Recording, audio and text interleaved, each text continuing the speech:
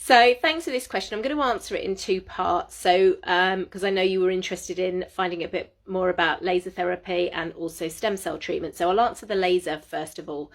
So as part of sort of the progress following on from her stem cell, Evie has to have 5 sessions of laser therapy. And this is to kind of activate the stem cells and help with the healing.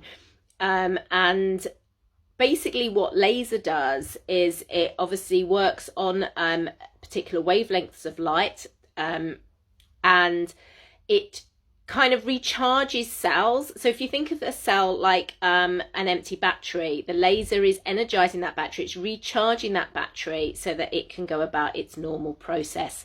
So it's very effective and it's very useful for wound healing and dogs with arthritis. Sessions cost, I think, about £45, and I have to have 5. So it's not a therapy I'd probably normally do for my dogs, because I use this, which is Fertizo red light therapy. So it works on a different wavelength of light, works on red and infrared, so it's not laser.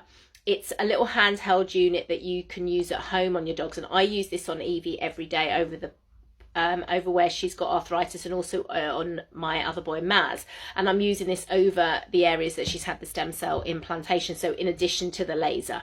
But laser is very beneficial, and it's just a question of really working out what the best option is for your dog. Now laser penetrates deeper, so this gives out a metered dose, and there is, if I had a really fat dog, or I needed to get on an area of sort of muscle that was really thick, I don't think this would probably penetrate enough to do the job.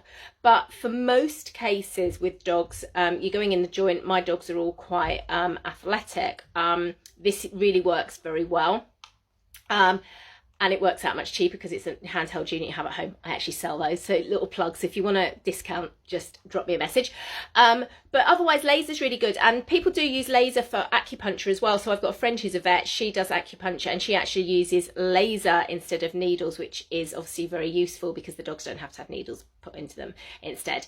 So, but obviously it is a cost, and I think it's often having to work out what is going to be best for your dog. And I would probably use, if I had a sort of certain amount of money, for some of my dogs I'd do hydro, but my dogs that don't like swimming, I'd be using laser. So that's so I hope that answers your question. Let me know if you've got any more about that particular issue.